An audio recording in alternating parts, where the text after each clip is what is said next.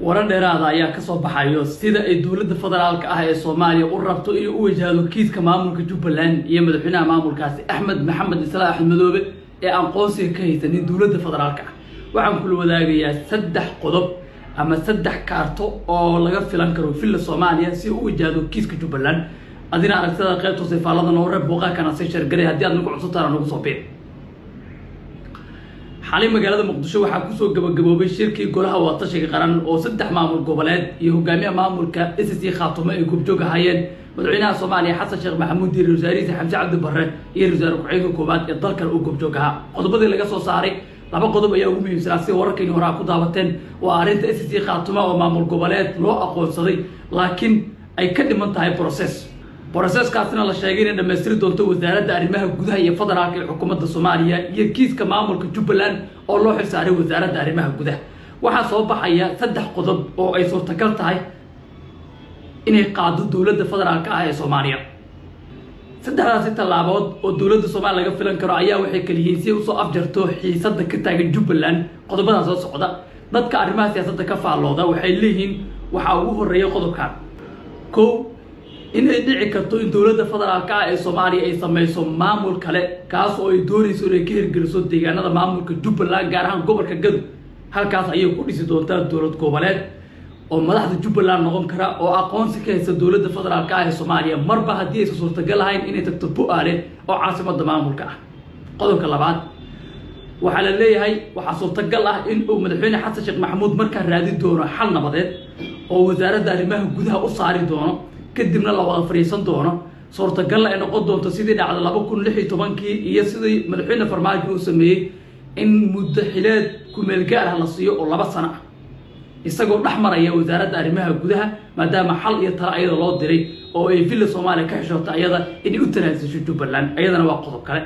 qodobka kale ee saddexaadna waxa uu noqon karaa arrin military in mar kale dawladda federaalka Soomaaliya tijaabiso sidii ka dhacday Raaskabooni oo ay xeelad isticmaasho dagaal la qaado lacag la isticmaalo oo la kala furfuro maamulkaasi mar kale maadaama dhibaatooyin dhaqaale xoog la Jubbaland waqtan ay wajahayso. 3 qodob ayaa suurtagal ah ama mid kamid ah ay ku dhaqaaqi doontaa dawladda Soomaaliya laakiin lama oga ugu dambeyntii sida ay waayaha iyo xaaladdu ay noqon doonaan.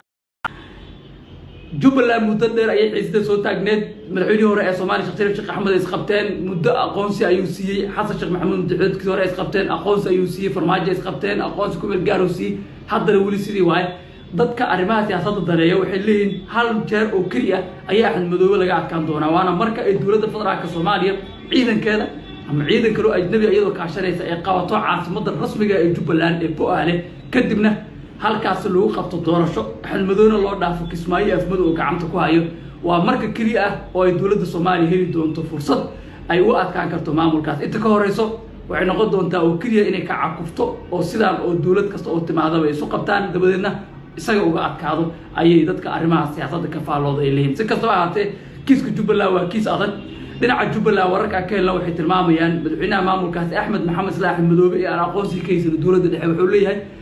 waxaan ka filan karo waa un dagaal wax kale ma jirto oo aniga ayaga aan kala filan karno waxa ii soo baxay oo kaliya inay dagaal rabaan. wuxuu leeyahay isaga haddii ay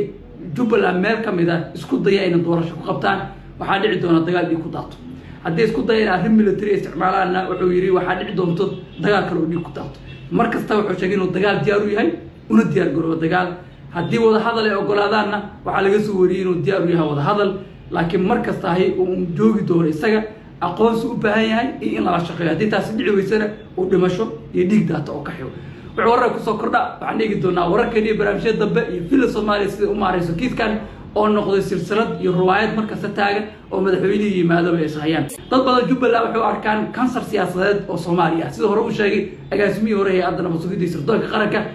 Fahad Yaasiin Xaaji Daahir. dhammaan madaxweyne kasta oo Soomaaliya soo marina waa ciqaab oo maray in Axmed Madoobe tabtaan iyo dhabahan uu marsiyo marka ugu dambayso aqoonsi la siiyay isaga uu la dagaalaa